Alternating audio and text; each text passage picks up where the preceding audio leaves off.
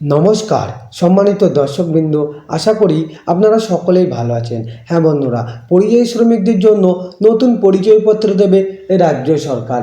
যে সমস্ত পরিযায়ী শ্রমিক বিভিন্ন রাজ্যে রুজি রোজগারের জন্য কাজ করেন তাদেরকেও নতুন পরিচয়পত্র দেবে রাজ্য সরকার। গত সোমবার মুখ্যমন্ত্রী মমতা বন্দ্যোপাধ্যায় নতুন একটা প্রকল্প চালু করেছেন রাজ্যের পরিযায়ী শ্রমিকদের জন্য। এই প্রকল্পের মাধ্যমে কি কি সুবিধা পাবেন, প্রত্যেক মাসে কত টাকা পাবেন, কি কি ডকুমেন্ট লাগবে পরিযায়ী শ্রমিকের জন্য আবেদন করতে গেলে, কি কত টাকা এককালীন তারা পাবেন, কি কি আরও যে অন্যান্য সুবিধা আছে তারা এই প্রকল্পের মাধ্যমে পাবেন, সমস্ত কিছু আপডেট তুলে ধরবো এই ভিডিওর মাধ্যমে। আপনি যদি আমাদের চ্যানেলে নতুন হয়ে থাকেন অবশ্যই চ্যানেলটি সাবস্ক্রাইব করে আমাদের পাশে থাকবেন। হ্যাঁ, এর আগেও কোভিডের সময় আপনারা জানেন বিভিন্ন পরিকল্পনার মাধ্যমে তাদের আমরা নিয়ে এসেছিলাম, সাহায্য করেছিলাম। সেগুলো যেমন প্রচেষ্টা, পরিযায়ী সহায়তা, সমর্থন, স্নেহের পরশ, নানান প্রকল্প আমরা চালু করেছিলাম। সারা দেশের অন্যান্য প্রদেশের লক্ষ লক্ষ মানুষকে আমরা বাংলার সম্মানের সাথে রাখি, কিন্তু বাংলার মানুষ, এমনকি অন্ধ্রপ্রদেশে আমি শুনলাম কালকে একজনকে খুন করে তার ডেড বডিটা পর্যন্ত দিতে দেওয়া হয়নি। প্রতিদিন এই জিনিস চলছে সারা ভারতবর্ষ জুড়ে। সমষ্টি প্রকল্প কেন করছি? তার কারণ হচ্ছে এই প্রকল্পের মূল উদ্দেশ্য পরিযায়ী শ্রমিকদের বাংলায় ফিরিয়ে আনা এবং তাদের জীবিকার জন্য, নিজের পায়ে দাঁড়ানোর জন্য সাহায্য করা। যারা ফিরে আসবেন এককালীন ভ্রমণ সহায়তা সহ আমরা 5,000 টাকা দেব। পুনর্বাসন ভাতা মানে আমরা ফিরে আসার পর 12 মাস মানে 1 বছর নতুন কাজের ব্যবস্থা না হওয়া অবধি প্রতি মাসে তাদের 5,000 টাকা করে দেওয়া হবে। লেবার ডিপার্টমেন্ট হচ্ছে এটার ব্যাপারে নোডাল ডিপার্টমেন্ট। আমাদের উৎকর্ষ বাংলা আছে যেখানে স্কিল ট্রেনিং দেওয়া হয়। ফিরে আসা শ্রমিকদের মধ্যে আমরা দেখব দক্ষতা কার কিভাবে আছে, এবং যদি দক্ষতা থাকে দরকার হলে আমরা তাদের আবার প্রশিক্ষণ দেবো, দিয়ে বিভিন্ন কাজে ইনভলভ করব। এছাড়াও কর্মশ্রী প্রকল্প আমাদের আছে, এই শ্রমিকদেরও জব কার্ড দেওয়া হবে। কর্মশ্রী প্রকল্প যেটা 100 দিনের কাজ বন্ধ হওয়ার পরে আমরা চালু করেছি, মনে রাখবেন এর মধ্যেই আমরা 78 লক্ষ জব কার্ড হোল্ডারকে কাজ দিয়েছি এবং 91 কোটির বেশি ম্যান্ডেট তৈরি হয়েছে। রাজ্য সরকারের নিজের খরচায় 19,000 কোটি টাকা সুযোগ পাওয়ার মানে খরচ হয়েছে। এছাড়াও আমাদের এখানে সেলফ এমপ্লয়মেন্টে নানা রকম অনেক সহজে লোন দেওয়ার ব্যবস্থা আছে। যেমন মাইনরিটি ডেভেলপমেন্ট কর্পোরেশন সংখ্যালঘু ভাই বোনদের ব্যবসার জন্য লোন দেয়। SC ST OBC development corporation SC ST ওবিসিদের লোন দেয়। উদীয়মান স্বনির্ভর কর্মসংস্থান প্রকল্পেও লোন পাওয়া যায়। এই সুযোগগুলো তারা নিতে পারে। কেউ পরিযায়ী শ্রমিক আসলেই প্রথমে যে কাজটা আমরা করব তারাতে 5,000 টাকা দেবো, তাকে খাদ্যসাথী কার্ড বাড়িয়ে দেবো। এটা ডিএমদের বলা হয়েছে, বিডিওদেরও সমস্ত CS নিজে দায়িত্ব নিয়ে মনিটরিং করবে। এটা হাতে সঙ্গে সঙ্গে খাদ্যসাথী কার্ড, স্বাস্থ্যসাথী তার পরিবারের জন্য কার্ড। তাদের যদি নিজেদের বাড়ি থেকে ঠিক আছে, বাড়ি না থাকলে কমিউনিটি কিচেন সেন্টার, এবং তাদের ছেলেমেয়েরা অর্ধেক পড়াশোনা অবস্থায় বছরে ফিরে আসছে, সুতরাং তাদের স্থানীয় যে সমস্ত স্কুলগুলো আছে গভর্নমেন্টের, সেই সব স্কুলগুলোতে ভর্তির ব্যবস্থা করে দেওয়া, যাতে বাচ্চাদের শিক্ষার কোনো প্রবলেম না হয়, ছেলে মেয়েদের পড়াশোনার সুবিধা এবং শিক্ষার ধারাবাহিকতা বজায় রাখার জন্য। এছাড়াও তারা অন্যান্য সরকারি প্রকল্প যেমন কন্যাশ্রী আছে, শিক্ষাশ্রী আছে, ঐক্যশ্রী আছে, মেধাশ্রীর মতো নানান স্কলারশিপের সুযোগ সুবিধাও পাবে। এই প্রকল্পের সুবিধা কারা পাবে? বাংলায় যে 22,40,000 পরিযায়ী শ্রমিক ভারতবর্ষের অন্যান্য রাজ্য এবং বিদেশে কাজ করছে, এবং যারা আমাদের পরিযায়ী শ্রমিক সংক্রান্ত যে পোর্টালে নাম নথিভুক্ত করেছেন, তারা এই শ্রমশ্রীর সুবিধে পাবেন। কিন্তু অনেকে আছে যারা হয়তো নাম নথিভুক্ত করেনি, তারা নথিভুক্ত করতে পারে। এটা অনলি বাংলার পরিযায়ী শ্রমিক যারা বাইরে আছে বা অন্যান্য রাজ্য থেকে কর্মসংস্থান হারিয়ে ফিরে আসছেন তাদের জন্য, তাদের নিজে পায়ে দাঁড়ানোর জন্য। এটা অন্যান্যরা যারা আছে তারা কিন্তু নয়, কারণ তারা তো কাজ করছে অলরেডি। এবং labour department total nodal department হিসেবে কাজ করবে এবং সর্বোপরি এটা সিএস নিজে মনিটরিং করবে। কিছুদিনের মধ্যেই যারা ফিরে এসছে, যাদের আমরা যোগাযোগ করে বা অনেকে বাংলাদেশে নিয়ে চলে গেছে, সেখান থেকে কোর্টে কেস করে বা অন্ধ্রপ্রদেশে বা ছত্তিশগড়ে বা হরিয়ানাতে বা দিল্লিতে বা রাজস্থানে বিভিন্ন জায়গায় অত্যাচারিত হয়েছে, তাদের কোর্টে কেস করেও অনেককে আমরা ছাড়িয়ে এনেছি। এর মধ্যে আমাদের প্রায় 2730টা পরিবার আছে। এটাকে যদি আপনি 4-5 জন করেও এক একটা পরিবারের সংখ্যা অনুযায়ী যোগ করেন, তাহলে মোট 10,000-এর বেশি লোক কিন্তু আমরা নিয়ে এসেছি অলরেডি। বাদ বাকি তো অনেকে নিজে আসছেন, নিজেরাও এই পোর্টালে অ্যাপ্লাই করতে পারেন। এই পোর্টাল অনুযায়ী তারা প্রথমে এসে নথিভুক্ত করবে। তাহলে আমি বলবো শ্রমশ্রীর নামে একটা পোর্টাল করে দিতে। হ্যাঁ, শ্রমশ্রীর নামে একটা পোর্টাল করলে তাকে একটা আই কার্ডও দিয়ে দেবে। আই কার্ডের মেম্বার হিসেবে সে এই সুযোগ সুবিধাগুলো পাবে। আর যতক্ষণ পর্যন্ত এই কাজটা সম্পূর্ণ না হচ্ছে, ততক্ষণ যারা ফিরে এসছে তাদের হাতে 5,000 টাকা করে দেওয়া হবে, খাদ্যসাথী, স্বাস্থ্যসাথী এবং ছেলে মেয়েদের পড়াশোনার জন্য ভর্তি করার ব্যবস্থা। তারা যেন ইমিডিয়েট যোগাযোগ করে। আমাদের পরিযায়ী শ্রমিক ওয়েলফেয়ার বোর্ডও আছে, সেখানেও অ্যাপ্লাই করতে পারে তারা।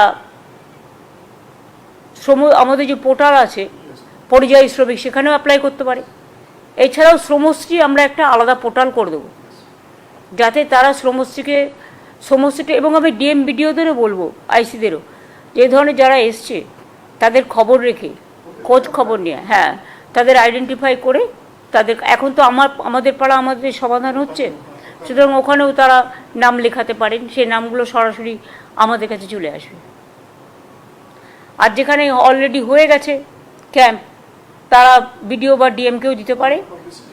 হ্যাঁ, আমরা নিয়ে নেবো, যেসব জায়গায় হয়ে গেছে সেখান থেকে আমরা পাবলিসিটি করে নিয়ে নেব। এইটা বলার জন্যই আজকে মেনলি আজকে ক্যাবিনেটে এটা পাস হয়েছে। এই স্কিমটা it's a new scheme. Time to time মানুষকে সহযোগিতা করার জন্য, বিশেষ করে অসহায় মানুষ, অবহেলিত মানুষ, অত্যাচারিত মানুষ, যারা দুর্যোগের শিকার হন, দুর্ভোগের শিকার হন, তাদের এই সাহায্যগুলো করা হয়। কাজে এই স্কিমটা নেওয়া হয়েছে। আমি খুশি হব যদি আপনাদের মাধ্যমে এটা যদি সবাইকে একটু জানিয়ে দেন, তাহলে অন্তত তারা মানসিকভাবে একটু শান্তি পাবে এবং তারা একটু আশ্বস্ত হবে যে অন্তত আমরা মানবিকতার খাতিরে এবং তাদের জীবন জীবিকার খাতিরে তাদেরটা নিয়ে চিন্তা ভাবনা করছি এবং আমরা দেখব। এগুলোই আজকে মেনলি ছিল। বাদ বাকি যেগুলো আছে সেগুলো খুব একটা ইম্পর্টেন্ট বলে আমি কিছু না। শুধু তাজপুর পোর্টের আরএফপি নতুন করে হয়েছে, ওটাও ক্যাবিনেটে এসেছিল। এই পর্যন্ত। এই সংক্রান্ত যদি কোনো কোয়েশ্চেন থাকে আপনারা করতে পারেন।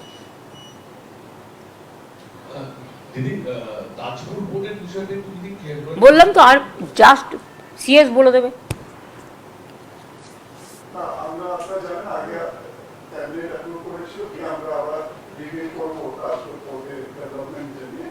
আজকে ক্যাবিনেট যে নতুন আরএফপি যেটা আমরা ফ্লোট করব, এটাকে ইনপ্রিন্সিপাল অনুমোদন দিয়েছে, যাতে আমরা রিভিউ করার প্রসেস শুরু করতে পারি। তখন আমরা আজকে ক্যাবিনেট অ্যাপ্রুভাল হওয়ার পরে আমরা এখন বিড ফ্লোট করব, আরএফপি ফ্লোট করব। তারপরে যে প্রসেস থাকে সেই হিসাবেটাকে এগিয়ে দিতে হবে। কিন্তু এটা থেকে নতুন কোনো কন্ডিশনস কিছু আসবে? প্লিজ, এটা আপনার জানা তো এখতিয়ার নয়। This absolutely A technical matter, CS বলে দিয়েছে।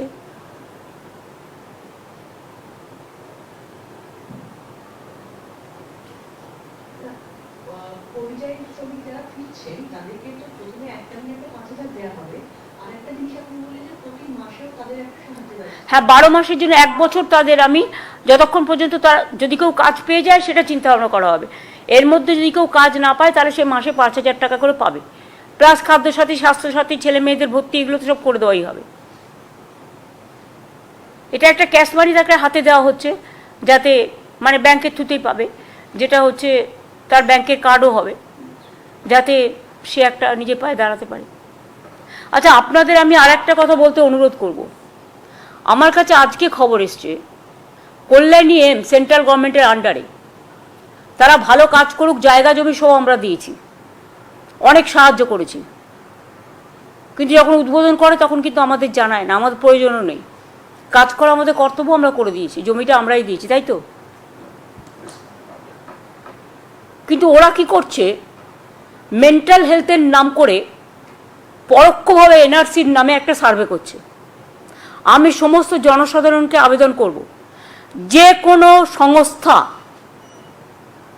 যদি আপনাদের কাছে কোনো বাড়িতে কোনো ব্যাপারে সার্ভে করতে যায়, তাহলে আপনারা স্টেট গভর্নমেন্টের কাছে কোয়ারি করে জেনে নেবেন।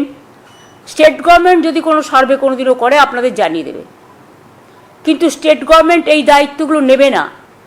মেন্টাল হেলথ কটা থাকে, মেন্টাল হেলথের নাম করে বাড়ি বাড়ি সার্ভে করে একটা পার্টির হয়ে কাজ করা, ডাইরেক্ট পার্টি হয়ে করুক না, লোক নেই বলে, বিভিন্ন এজেন্সির মাধ্যমে। আর এমসকে আমি বলবো আপনারা ভালো করে কাজ করুন, রোগীদের সুস্থ করুন। আমরা আপনাদের অনেক সাহায্য করেছি, আগামী দিনেও করব, কিন্তু দয়া করে এই খেলাটা খেলবেন না। স্টেট গভর্নমেন্টের নিজের মেন্টাল হেলথ ডিপার্টমেন্ট আছে, এটা স্টেট গভর্নমেন্ট করে, এটা আপনার কাজ নয়। কাজে এটা কিন্তু পরোক্ষে অনেক এজেন্সি, অনেক সংস্থার নাম করে গিয়ে বাড়ি বাড়ি সার্ভে করছে আপনার ভোটার লিস্ট থেকে নাম বাদ দেওয়ার জন্য। কাজেই সজাগ থাকুন, সতর্ক থাকুন, কাউকে কোনো ডিটেলস দেবেন না, একমাত্র স্টেট গভর্নমেন্টের অফিসিয়াল লোক ছাড়া। दीदी, क्योंकि पूरा देश में बंगाली जो माइग्रेंट लेबर है उनके ऊपर टॉर्चर्स हो रहे हैं, क्या इसी के प्रतिवाद में आप प्रधानमंत्री की जो प्रोग्राम है उसमें आप नहीं जाना, ऐसा सुनने में आ रहा है? This is not related to your question. Thank you.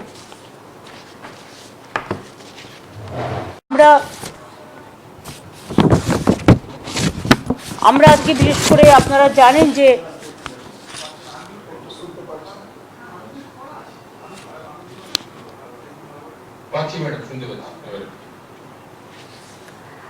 আমি আজকে শুধু ক্যাবিনেটের একটা স্কিম হয়েছে সেটার ব্যাপারে বলবো, অন্য কোনো কথা বলবো না, কারণ আমার অন্য লোককে টাইম দেওয়া আছে। আর এটা অ্যাবসলিউটলি গভর্নমেন্টের প্রেস কনফারেন্স, সুতরাং অন্য কোনো পলিটিক্যাল বা অন্য কোনো বিতর্কিত বিষয় এখানে বলা হবে না। আপনারা জানেন যে বিভিন্ন রাজ্যে যেখানে ডাবল ইঞ্জিন সরকার আছে, সেখানে বাংলা ভাষা ও বাঙালি পরিচয়ের ওপরে পরিকল্পিতভাবে আক্রমণ চালানো হচ্ছে। কেউ বাংলায় কথা বললে তাকে অপরাধী হিসেবে চিহ্নিত করা হচ্ছে, তাকে কোথাও বাংলাদেশে পুশ করে দেওয়া হচ্ছে, কোথাও জেলে ঢুকিয়ে দেওয়া হচ্ছে, কোথাও থানায় নিয়ে গিয়ে হ্যারাস করা হচ্ছে। এবং বাংলা ভাষার কথা বলার জন্য এখনও পর্যন্ত হেনস্থার শিকার হয়েছে প্রায় 22 লক্ষ পরিযায়ী শ্রমিক ও তাদের পরিবার, এদের মধ্যে ম্যাক্সিমাম আমাদের এখানে পরিযায়ী শ্রমিক, আমাদের যে পোর্টাল আছে সেই অনুযায়ী 22 লক্ষ আছে, কিন্তু বাংলার বাইরের অন্যান্য রাজ্য থেকেও আমাদের রাজ্যে প্রায় 1.5 কোটি পরিযায়ী শ্রমিক আছে। কিন্তু আমি এটা বলবো শুধুমাত্র যারা ফিরে আসছেন এবং বাংলার পরিযায়ী শ্রমিক যারা বিভিন্ন রাজ্যে কাজ করেন, তারা যারা ফিরে আসছেন অসহায় অবস্থা, অত্যাচারিত হয়ে, ভাষা সন্ত্রাসকে